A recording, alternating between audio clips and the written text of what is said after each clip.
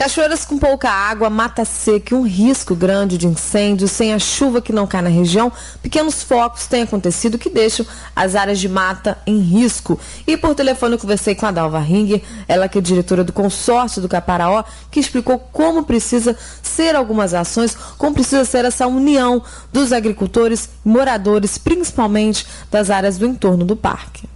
Bom dia para todos, Andressa. Em primeiro lugar, a gente coloca 3 pontos, né?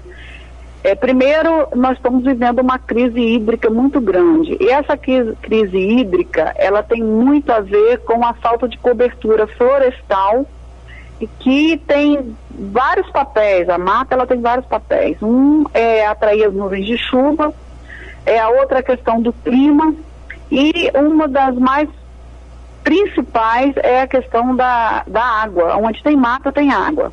Infelizmente, por falta de conhecimento, porque o conhecimento é que gera consciência, então as pessoas que não têm conhecimento, normalmente não têm consciência daquilo que estão fazendo, ainda existem pessoas que ainda colocam fogo em áreas de mata.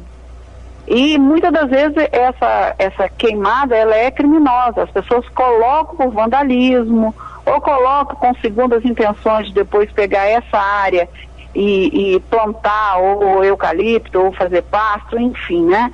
Então a questão é muito mais séria do que as pessoas possam imaginar. Então essa visão aí de que toda ação tem uma reação, a reação da própria natureza, nós estamos sentindo a seca que está aí, né? Secando tudo, realmente nós estamos numa crise de água que, se não chover o mês de março todo, provavelmente no meio do ano ninguém vai ter água nem para beber. Assusta muito, porque a gente está falando do Caparaó. Eu sempre lembro, quando você conversa com todo mundo, você fala que o Caparaó é a caixa d'água do estado, é a região que tem mais água, só que a gente não vê tanto assim mais. A gente sente que as cachoeiras estão bem vazias. Esses dias eu estava olhando até dentro do parque, as cachoeiras estão bem vazias. É um reflexo do que está acontecendo. É um reflexo das mudanças climáticas, né, e do efeito da ação do homem na natureza. Seca nós sempre tivemos. Eu fiz um estudo recentemente e nós vimos que em 127 anos foi quando se começou a monitorar essa questão de chuvas, de calor, de temperatura se elevando. Durante esses 127 anos, nesse período, nunca tinha tido uma seca tão grande como teve agora, porque nós estamos exatamente no período de chuva, que normalmente começa devagar em novembro e vai até as águas de março. Quer dizer, nós já vamos entrar em março, semana que vem, e não tivemos chuva suficiente sequer para molhar a terra, porque a chuva que caiu, ela nem sequer conseguiu molhar a terra. Muito menos abastecer os lençóis freáticos. E, consequentemente, o Parque Nacional do Caparaó é ainda a grande caixa d'água, porque ele tem mata, ainda tem lençol freático ainda, por isso que ainda continua tendo água. Lençol freático ainda com a quantidade representativa de água, para não deixar com que os rios, os pequenos córregos que nascem, as nascentes que nascem no Caparaó, secassem totalmente. Agora, a gente percebe que hoje as cachoeiras, eu, por exemplo, moro numa área que tem um rio que é afluente do Rio Viado, que abastece o município de Iguaçuí. Hoje ele tem apenas 20% da água que normalmente tem. Então, praticamente está seco. Ainda tem água, mas praticamente secou.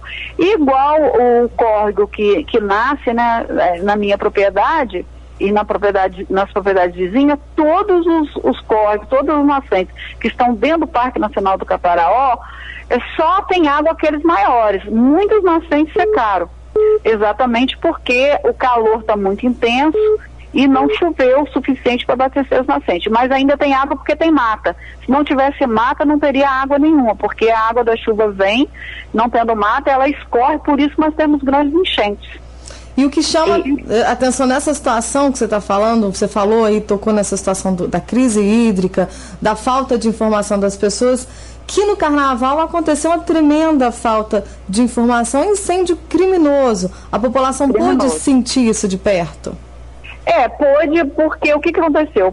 Aí é caso de polícia, né? Porque passou um carro e aí a polícia já está investigando, porque tem câmeras em alguns locais que conseguiram pegar a placa desse carro, com 2 ou 3 pessoas dentro, que desciam do carro, cortavam as cercas e saíram colocando fogo no entorno do parque todinho, colocaram em vários pontos.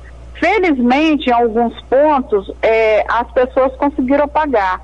E numa área onde tem hoje uma fundação, que inclusive é próxima da minha propriedade, essas pessoas tiveram a coragem, isso aí é um crime ambiental, tiveram a coragem de parar o carro no asfalto, descer, entrar na estrada e até um ponto mais alto e colocar fogo.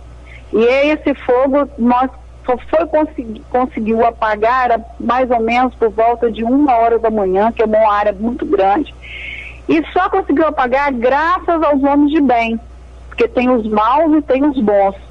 Então, felizmente, uma semana antes tinha sido dado um curso aqui no consórcio de brigadista, com apoio do IBAMA e da Ecobrigada de Minas Gerais, de Espera Feliz. Então foi formado um grupo de pessoas que aprenderam a combater o fogo. E algumas dessas pessoas, junto com os moradores próximos, conseguiram conter esse fogo por volta de 1h da manhã. Se não tivesse acontecido isso, provavelmente o parque estaria pegando fogo até hoje, porque se ele entra na área que nós chamamos de área primária, dificilmente tu conseguiria com essa seca que está aí. Então as pessoas que fazem esse tipo de ação, elas não têm noção do prejuízo que elas estão causando para elas mesmas, porque até hoje nós estamos respirando cinza dessa queimada, quem mora na região. É muito alerta.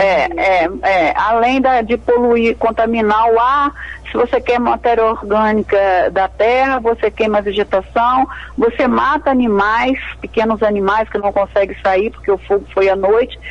Então, infelizmente, a gente ainda tem pessoas que por falta de informação ou por maldade mesmo ainda comete esse tipo de ação.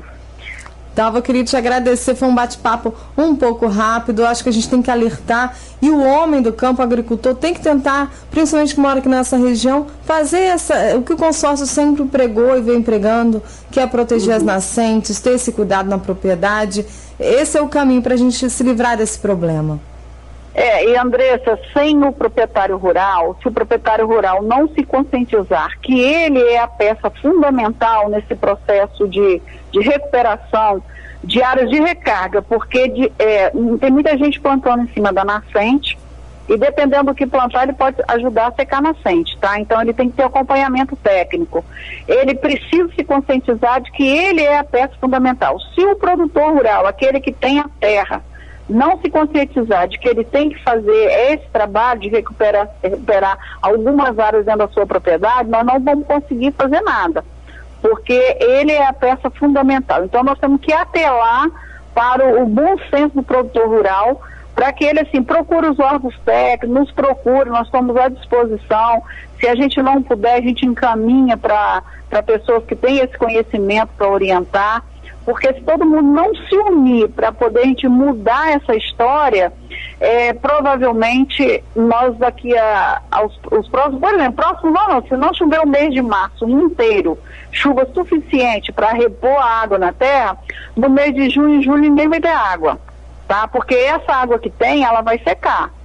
Essa que está na terra, ela vai secar porque ela não vai durar toda a vida se ela não for recolocada de novo no seu ambiente natural. Então, se não tiver chuva o mês de março todo mundo pode se preparar para uma crise muito maior ainda. E a crise da água afeta a crise dos alimentos, afeta a crise de modo em geral. Então, a gente faz esse apelo para que os produtores rurais entrem nessa grande tarefa aí, que é ajudar a recuperar a natureza.